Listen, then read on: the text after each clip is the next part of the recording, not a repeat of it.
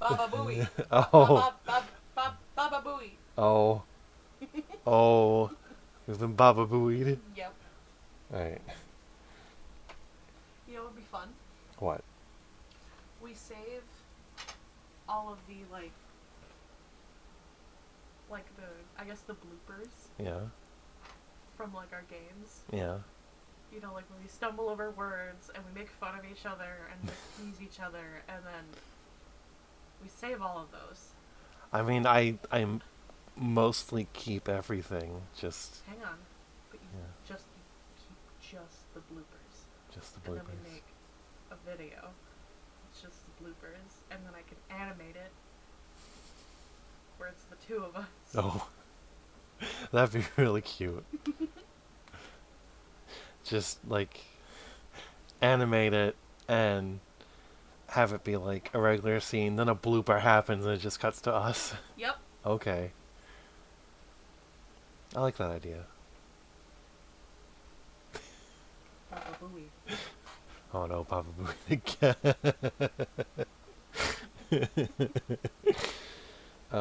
Okay.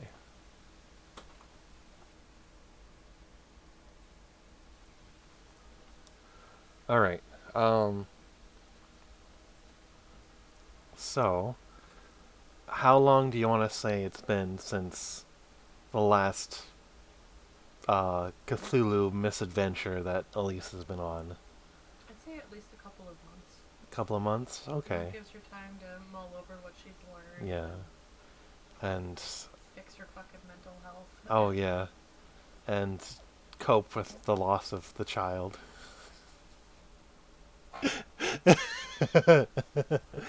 That you still haven't forgiven me for. I'll never forgive you for Oh. that, Yeah. Yeah, I know. And I am prepared to carry that guilt. Are you even guilty? Oh no, I'm completely innocent. It was Sam that pulled the trigger. Yeah, but you know what? He also forgot.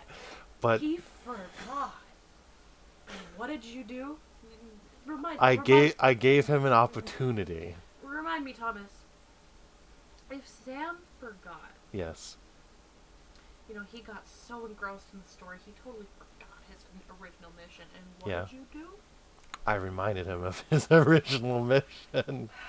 And I gave him the choice to either fulfill that mission or carry on with his life. And he chose to fulfill it.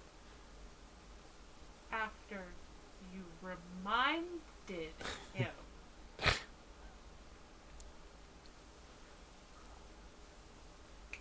What? He was there too, helping you save the kids. And then he killed one of them. Yeah.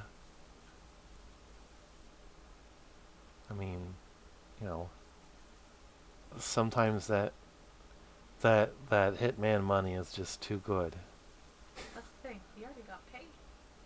What? Mm-hmm.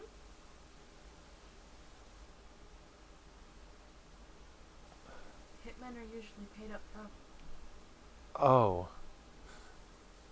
Don't ask me how I know this. I'm a writer. I'm a writer too, and I didn't know that. I've written grittier shit than you, I guess. I guess. I guess. Thomas, there was this one morning that I spent. Yeah.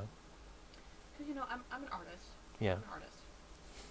I spent an entire morning, I'm talking 4 or 5 hours, researching collapsed lungs. What happens to a human when their lung collapses? What type of sniper rifles take certain types of bullets? Are you threatening to collapse my lung or shoot me with a sniper rifle from 500 meters away? Are you threatening me with a good time? Perhaps.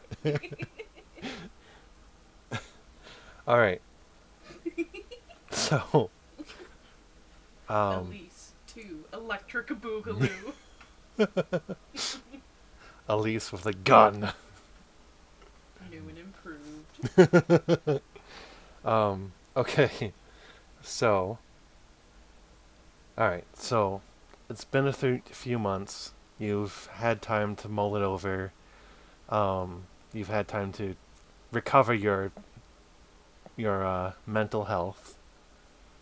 Um, I can't remember if Elise got like a phobia or mania from that last adventure, It was a but phobia, and I can't remember what it was. Was it fog? Phobia of fog? I I can't remember if that was Elise or if that was Andrew's character. That was Andrew's character. Yeah. But anyway, I think he was the only one that got a phobia. Then. I That's the only one I can remember. yeah, that's the only one I can remember too. I think maybe you had like a bout of madness and maybe like at least maybe panicked once or twice. Yeah, I think that was it. But she didn't get a phobia from it. Oh yeah. Now I want to look up the phobia rules. Give me a second. Um, Baba Booey. cause I there you go, Baba booing me again. More like Baba bullying. Oh no, I'm being Baba bullied. I'm gonna die. Let's see. Yeah. So bout of madness. Okay. It's How bout of long madness. can I harass the DM until he finally has enough of my bullshit and just makes rocks fall on me? Tune in next week when we answer that question. Okay. Temporary insanity is 5 or more. That's temporary. Indefinite is okay. Losing a fifth or more of current sanity points in one game day. The investigator becomes indefinitely insane. Wait. Okay. Permanent. Okay, well, tell me about manias. Bouts of madness. Okay. Underlying insanity. Okay. Okay. Same. Prospects.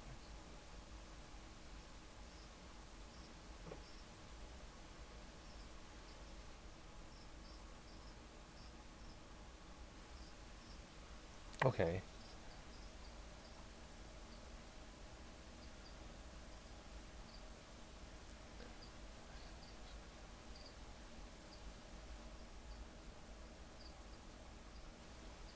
Okay, this is kind of wordy, so I might actually have to look at this later.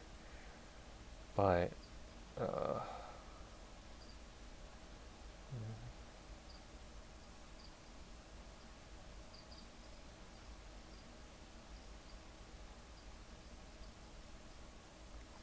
sounds like it's just a side effect from getting a bout of madness.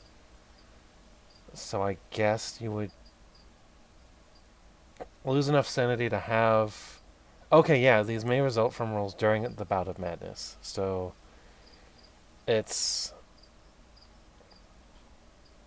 I guess you have the bout of madness, and then there's a chance you might get a phobia. Oh, okay. Okay. Alright, so you lose 5 or more sanity points. You have the bout of madness. There's a table you roll on. If you get a 9 or a 10, you either get a phobia or a mania. And then it doesn't affect you gameplay wise. So, like, Elise could, I don't know, if, say, she was afraid of the dark, she could turn the lights off, no problem, and conquer her fear. But if she has, like, another bout of madness where she goes a little crazy, the phobias and manias kind of play a more significant part. Okay. Now I understand it again. Alright.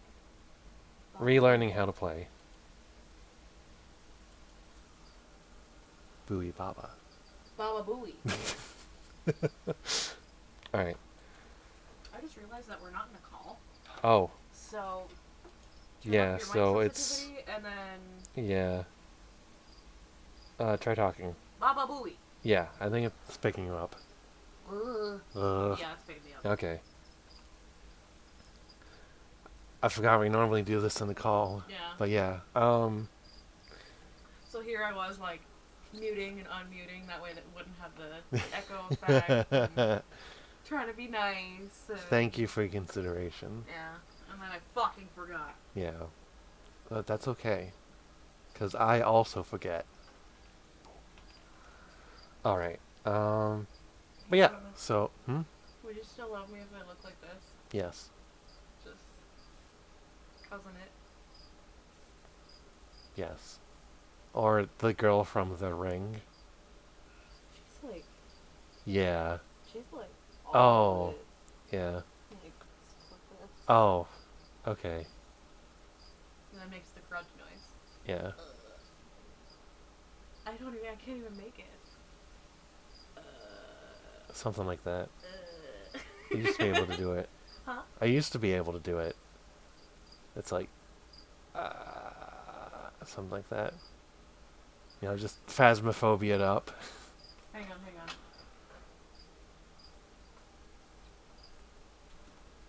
Grudge noise.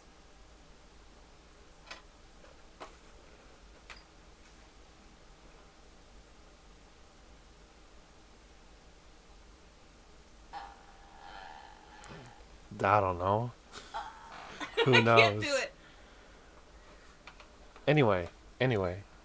So it's been a few months since Elise's last adventure. Mm-hmm. So She's you've been having a bad time. Having a bad time. You know.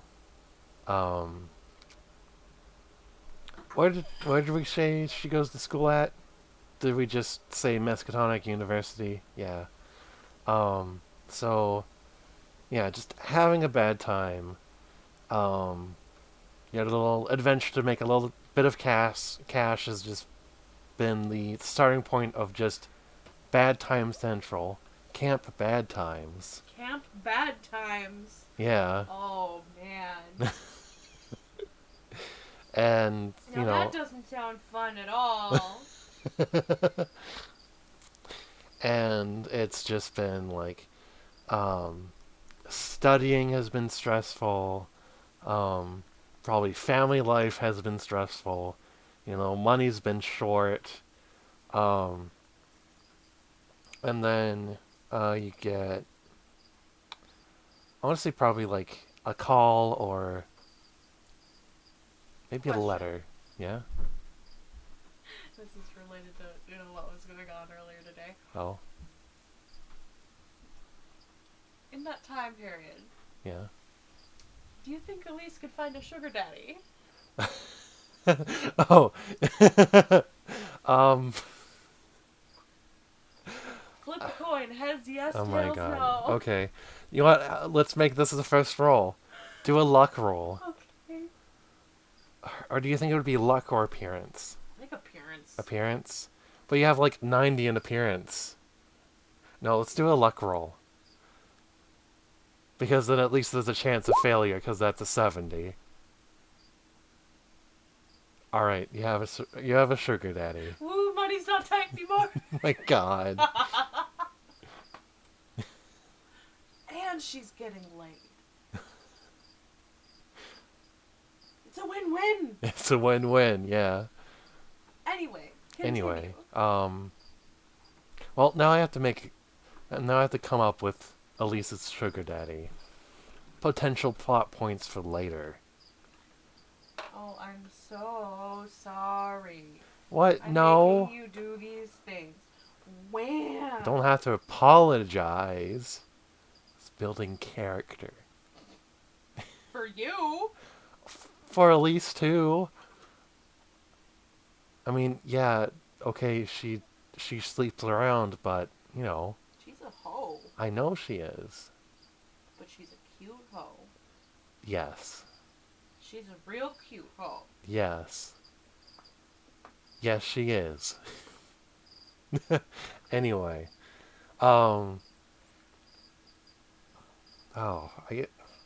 Yeah, telephones were there in the 1920s. She could totally be a phone sex worker. My god, stop. I mean, I don't doubt that was maybe a thing, but... Oh, God, no. When was phone sex invented? Now we have to look it up. 1980s. 1980s. Okay, so she can't be. Because the phones suck. Oh, wait. Huh? By the 1980s. By the 1980s. It was already a $2.4 billion industry. Oh. Okay. Alright, so that's a rabbit hole that will go down another time. Trying to start the game. I'm sorry. Alright, so let's make it a phone call then, staying on topic. Okay. You get a phone call from... No. You get a phone... You get a phone call from... My sugar daddy. No, not your sugar daddy.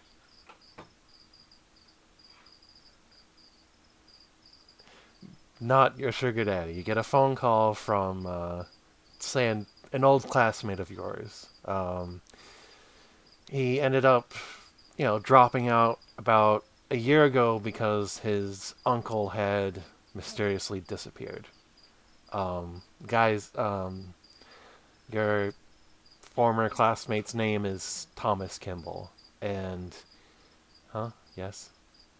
Is he cute?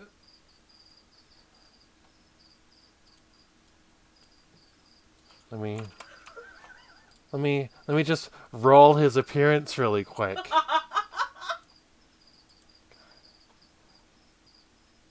Gee, I don't know.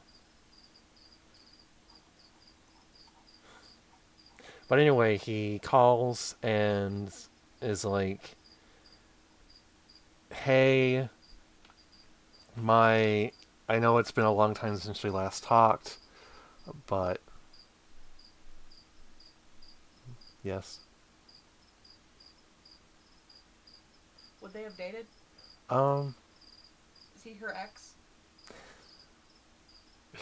I wasn't gonna go with that. The way that you're going on this phone call. Okay. It's making it sound like the ex is calling up the ex. Okay. Maybe I'm just phrasing it badly.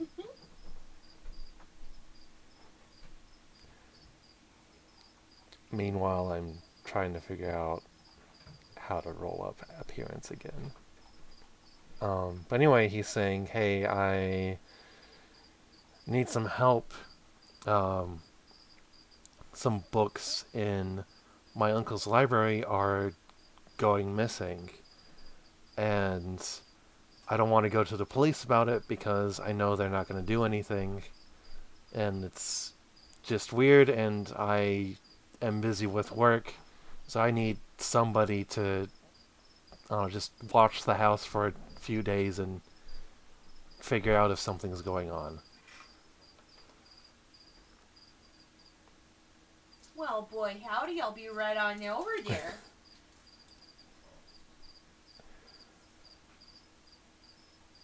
Hold on. Appearance. I'll be right on over, Tommy. Okay. So... Alright, let's roll up that appearance. So...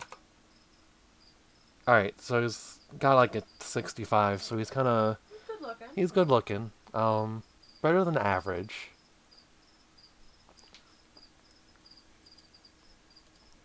But yeah, and... Fuck him.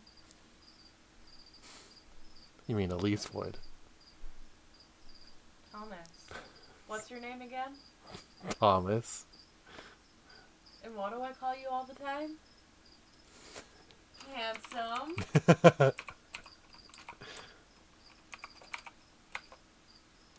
Okay, well, I rolled up an appearance of 75, so at least I'm better. Better than a person that doesn't exist. Thomas, did you seriously just get No, of I did not. I did who not. You don't even know what he looks like? He's a fictional person just off the name. No, I did not get jealous. Thomas, you're blushing. Anyway, so he lives over in Michigan. All the way in Michigan. Yes. Oh, that's a long way. Yes. See, I don't got a car. I'm gonna have to call up my sugar daddy and see if he can give me a ride.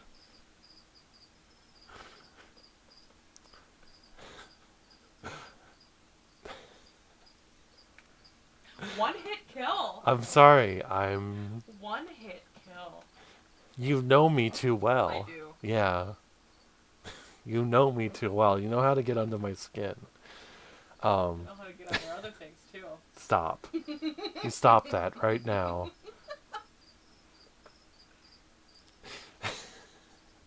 Oh, am I getting you flustered? You can cut it out. What? Nothing. So anyway, there's a little bit of...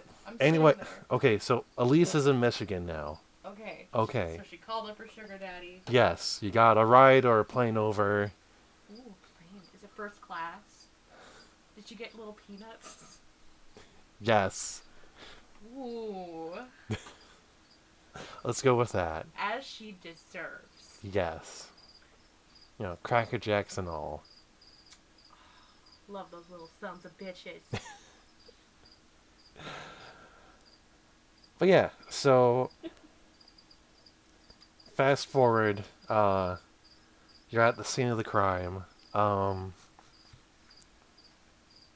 So it's this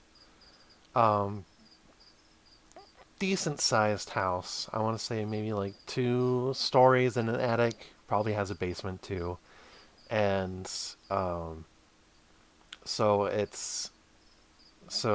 Thomas Kimball inherited his uncle's house basically after his uncle mysteriously disappeared.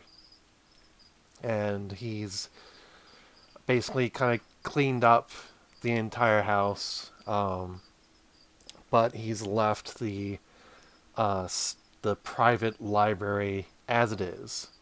So, like, everything's, like, he tells you everything's been the same since he disappeared about a year ago, at least until a few nights ago when I noticed some books had gone missing. Do you know what books they were? Nothing specific, just random books that are completely unrelated to each other. But I know that there were some of his favorite books from his collection. Well, what were the books? Hang on, let me grab a piece of paper so I can write stuff down. Okay.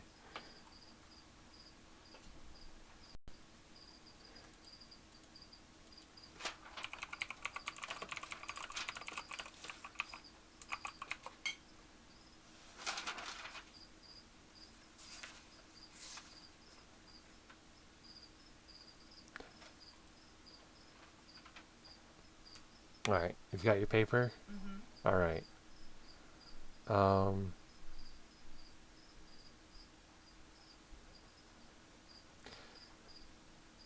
Yeah, let's see, it was like, did we ever decide a year for when the games took place? No. No? Okay. I think it was just, in general, the 20s. Okay.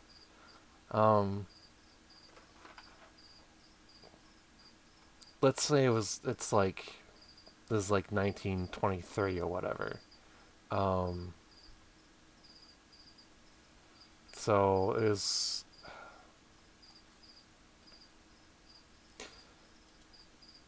I'm sorry, I'm trying to find like 1920s books now, because dummy me did not expect you to ask what books they were.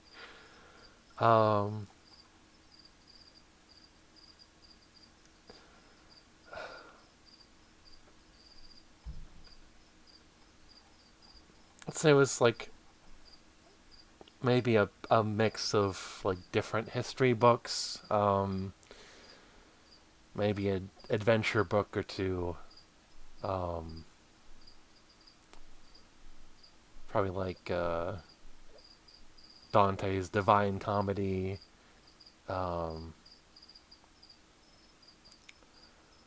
probably some books about, I don't know, just like a book about the Civil War, probably a book or two on Greek myths, um, maybe a little bit of European history too, War of the Roses, stuff like that. So they're just completely unrelated to each other. And not anything like particularly rare or exotic. It's just some of this guy's favorite books.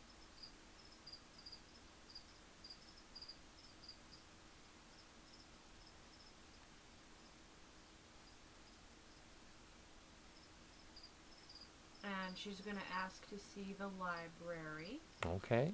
And that's the only room that, stuff has been going missing, correct? Yes. Yeah. And so he shows you the library. Everything is, exactly as it was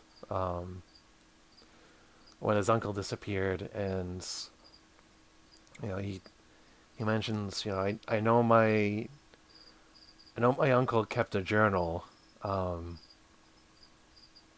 but I don't know if that was taken to or not. I haven't really had time to take a look around, and I don't really, it just doesn't feel right to disturb his things.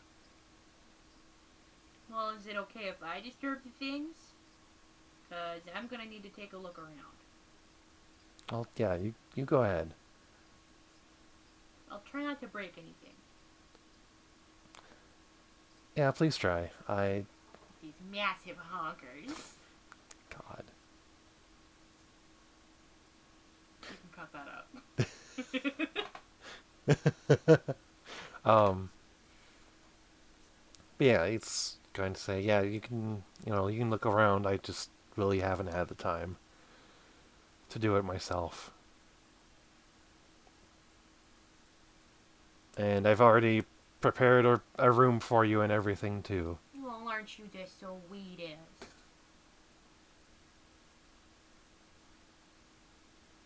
Alright, so you want to look around in the library? Mm-hmm. Okay. Do a spot hidden roll for me.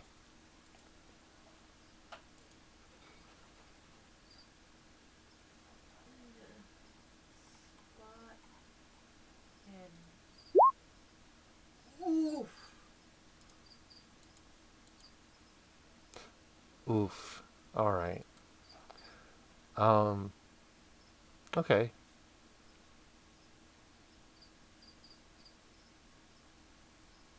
Alright. So Thomas leaves you to do your thing, and as you're searching around, you, while you're, looking and searching, you accidentally bump into a vase, and before you can catch it, it falls over and just shatters on the ground. Oh, jeez. Oh, God. Oh, jeez. Oh, gosh. And, did he leave the house, or? I'd say he's still in the house, okay. And maybe, like, not even a minute later, he comes back in, and he's like, what happened?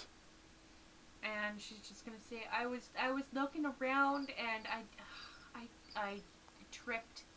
I'm so sorry. And I can clean it up. You got a broom? And he nods and says, yeah, I've got a broom. And he winces when he sees the vase. I actually forgot to mention that he offered a reward of like $10, which is, I want to say, about like $140.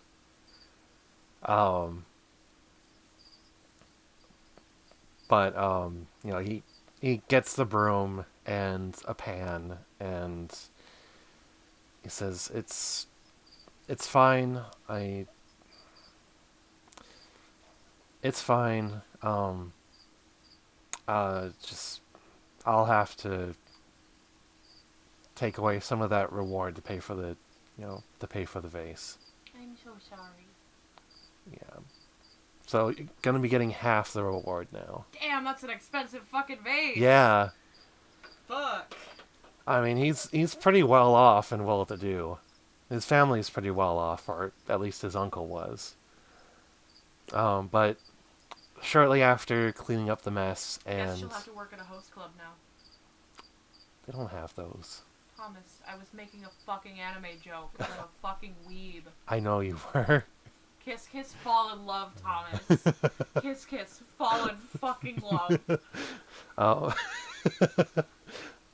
But yeah, so after you clean up the mess and after you clean up the mess and have your pay reduced by half, that's when you find the journal. As you put down your notes and then pick them back up again. I thought I wasn't gonna find anything. Sorry. Surprise, surprise, bitch.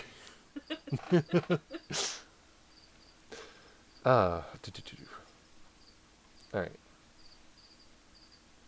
So. Tell me about this journal. Alright, so the latest entry is dated the day before Douglas Kimball vanished.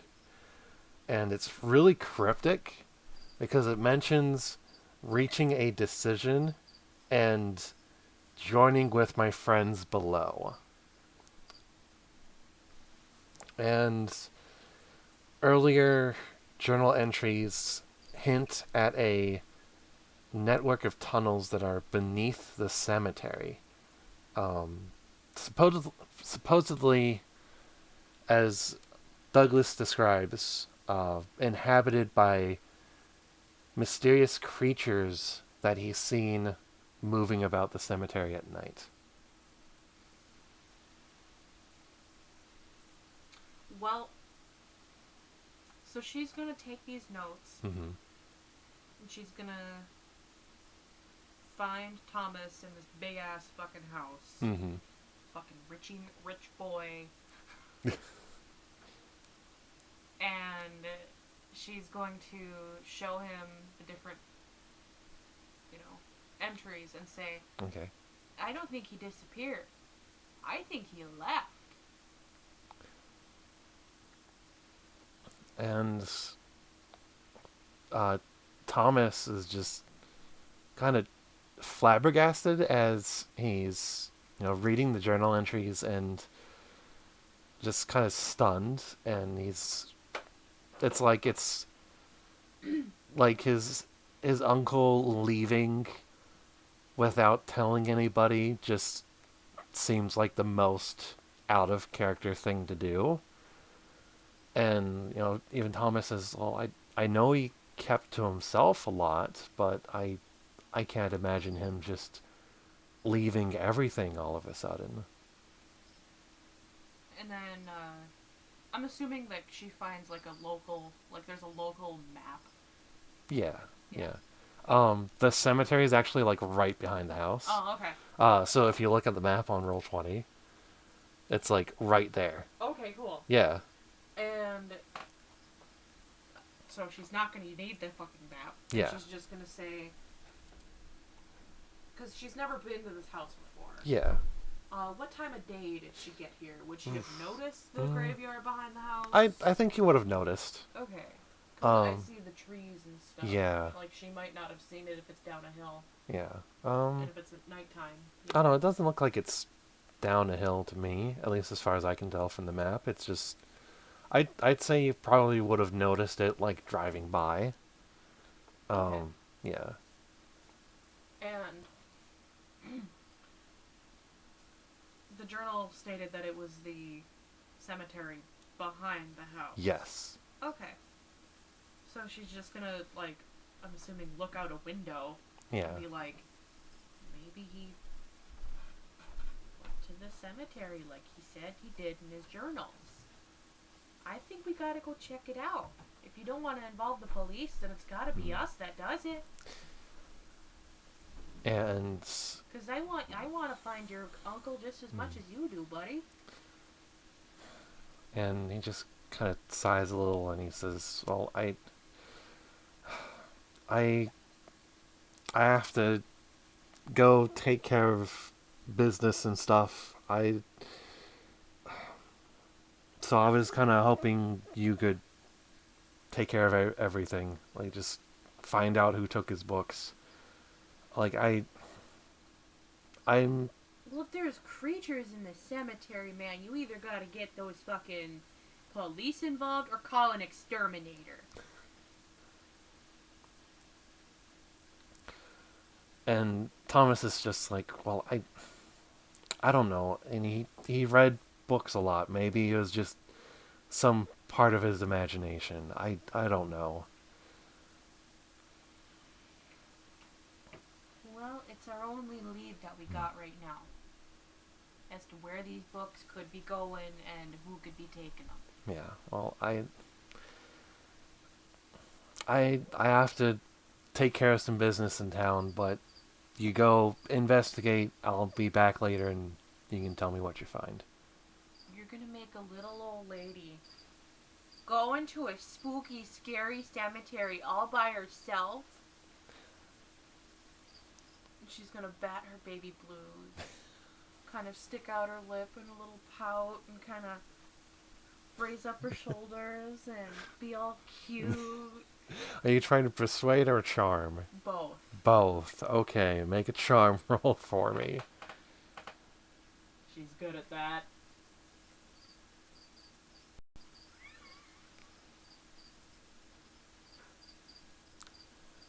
Okay, you know what? I don't know why the character Mancer thing lets you put like a max of 100 into it. It's her one good quality. Let's knock that down to 90. I'll still count that hard success at 50, but let's just edit that down to 90 and you can put the 10 points into something else because I completely forgot you maxed it out.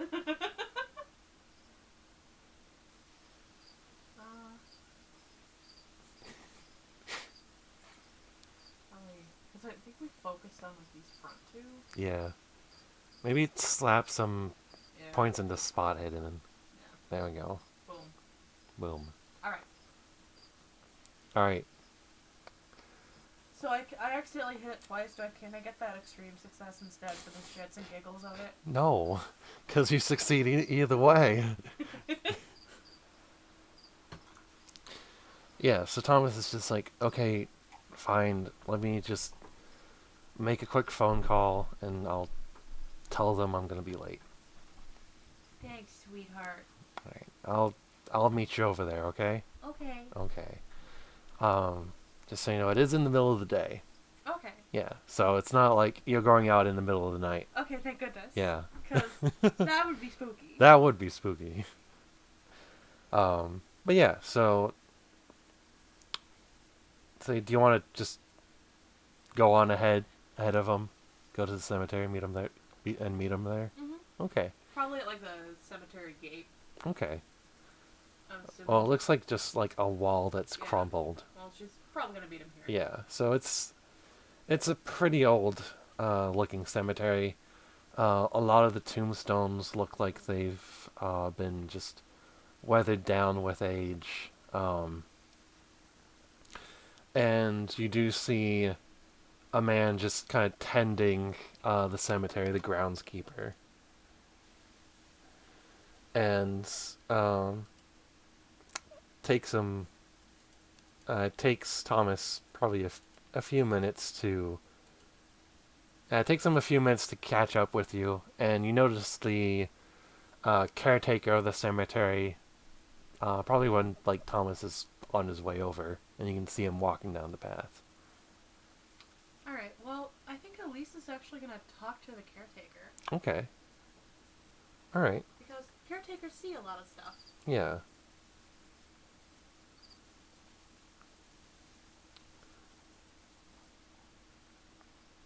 old is this guy? Like, what does he look like? His picture's in the back. As I try to scroll quickly to avoid spoiler stuff. So he's like, kind of... Like a stereotypical Irish-looking dude? Yeah. Melodious Jefferson. He's about in his late 50s.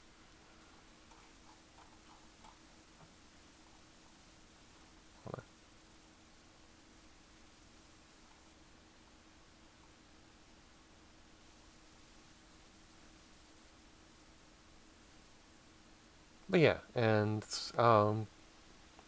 he kind of glances over at you and Thomas as the two of you enter the cemetery. He doesn't really pay you that much mind. Well, she's approaching, and she's got Okay. her cute little notebook. It's probably got like stickers on it and shit. And she probably has the journal with her as well. Okay. And she's gonna be very polite. Okay. Very cute. Okay. Very polite. She's batting her baby blues. She's All right. working it. All right. And she's gonna go up to the groundskeeper and say, "Excuse me, mister. Do you know the owner of the house up there?" Okay, and go ahead and make a charm roll for me. I'm good at that.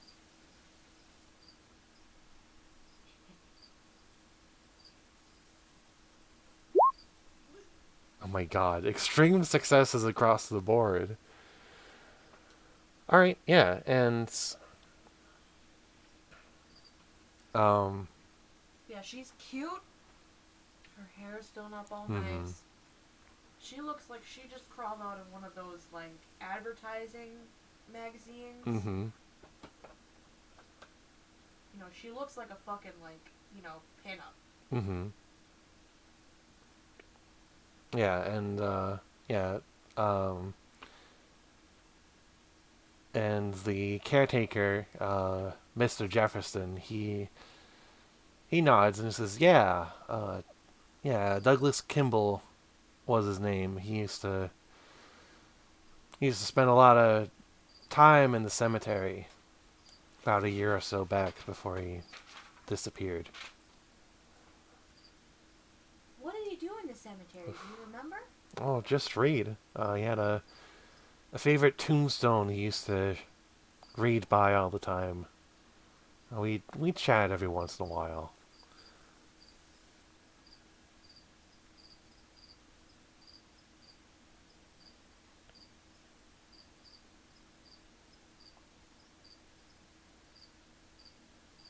And, she's gonna kind of take a quick look around and then look down at her notes.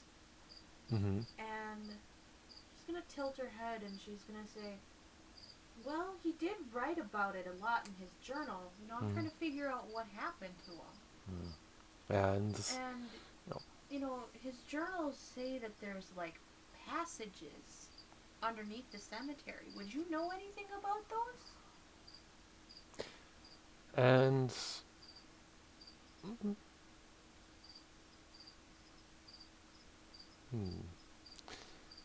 he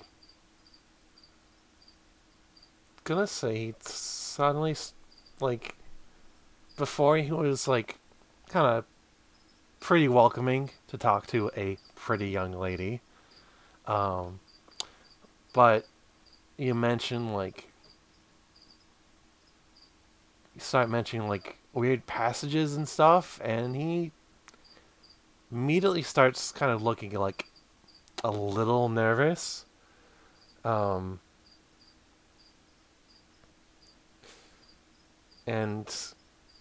he says, well, frankly, I can't say that I do. I've got a lot of work to take care of. But you go and have yourself a nice day. And, you know, she's gonna kind of catch that he did seem to get kind of nervous there. Yeah. I'll go ahead and make a psychology roll for me. I think he put something into that. Yeah, I did. Not a lot, though. Oof.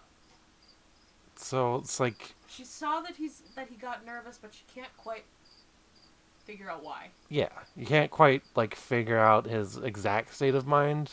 It's just he started acting a little funny. Go ahead and make a spot hidden for me. Oh, hot damn. So you can't figure out his state of mind, but you do notice, like the tip of a bottle kind of poking out from inside his jacket. Kind of looks like a whiskey bottle. And she's gonna kind of tilt her head again, and she's gonna say, "I'm sorry to take more of your time, but what brand of whiskey is that?" And See, I'd like to own a bar someday. But,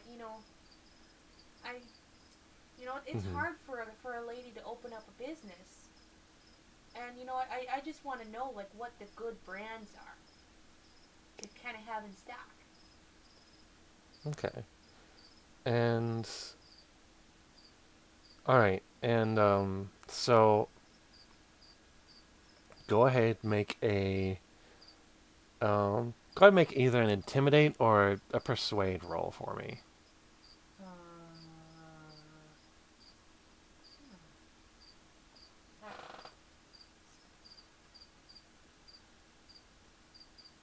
Let's see.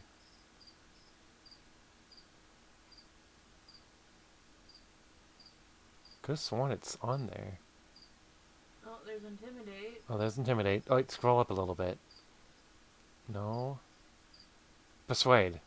I have 10 jeez. versus 15. 10 versus 15. Okay. Well, I'm gonna do both. Oh! Okay. Because she's not really trying to intimidate either. Yeah. She's trying to, hold his attention, try to keep Yeah. talking to her. Like, so I guess it would be a persuade. Yeah. Yeah, it would be a persuade. Yeah, it's like, I'm gonna say that he kind of takes that as, like, even though Elise is probably being genuinely honest, because of prohibition and everything, he's gonna maybe take that as, like, kind of blackmail. And he's gonna straighten up his jacket, and he says, "Okay, fine. I've seen a." I totally forgot about prohibition. Yeah. So, like, her coming up with that, I want to open up a bar. Like, I totally fucking forgot that prohibition was a thing. That's funny. Woo! So, you completely forgetting, and just. But yeah, he's gonna take that as, like, a very subtle a very subtle and casual blackmail, and he's gonna, like, straighten up his jacket and kind of give, like, this, like, uneasy glance to Thomas a little bit, and he says, "Okay, I've been seeing a figure in the cemetery at night. Late at nights, near the tombstone that Douglas used to sit on, right over there." And he points. And it's, like, around over here-ish. Yeah, this one. Like, this kind of spot here. And where is this figure going? And is it just hanging out? He just kind of shrugs and says, I don't really know. I've only seen it at night. I didn't really stick around." And she's gonna kind of bounce her knees a little bit and kind of like a half, like, polite not a curtsy, but like, you know, a respectful like thank you. Okay. And she's going to offer her hand with a handshake. Okay. And she's going to say, "Thank you for your time." Yeah, and he takes the hand and gives it a shake. And he says, "Oh, you're welcome." And she's gonna smile and look down at where she saw the bottle. Yeah, it's like tucked back away in his jacket now. Yeah, but she's gonna look back down and she's gonna say, "Your secret's safe with me." Okay. Just keep your head out of trouble now. She's gonna wink. And he's just gonna nod and just immediately go back to his groundskeeping work.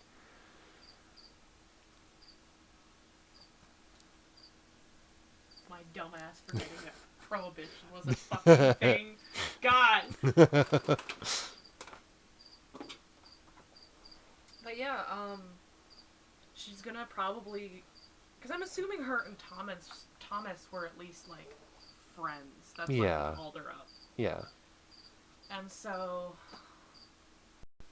she's just gonna grab his hand and drag him over to the fucking like, you know, area that the groundskeeper pointed out. And she's gonna try and look around and see if there's anything out of place, anything that would, you know, say that, haha, there is a secret thing under here, you know. Okay. How about you make a spot hidden or a track roll for me? Fuck. Oof. Let's see.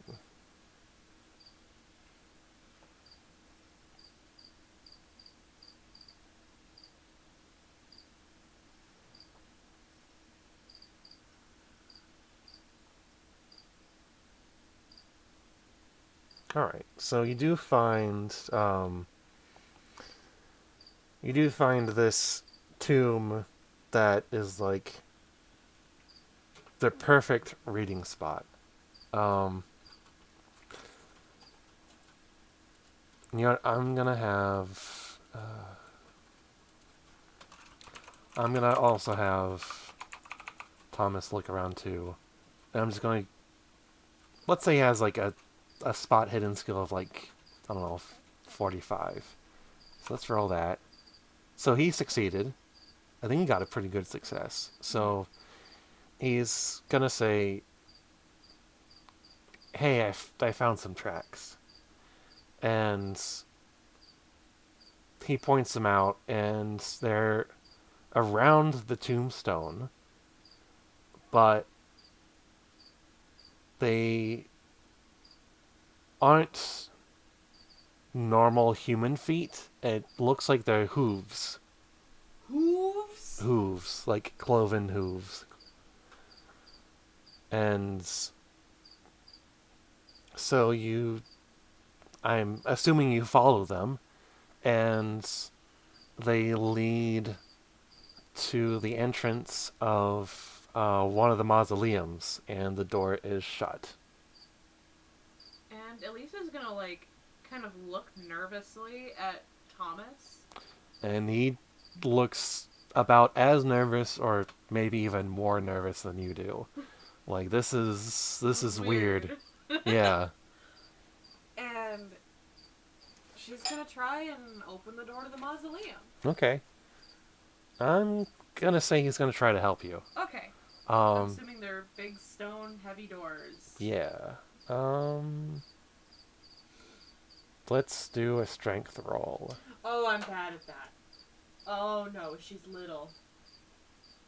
Isn't she like average in strength? Oh, you just scroll up to the top. Yeah, she's got a 50 in strength. That's pretty average. Yay! Alright. Yeah, so I'm gonna say Thomas also helps you open the door. And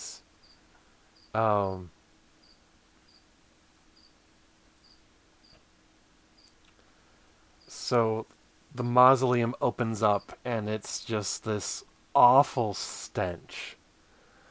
And How about you make a quick con save for me? Because I know you have a pretty good con score. Alright, so it's this really awful stench, and you're just, like, taken aback by it for a second. And, um...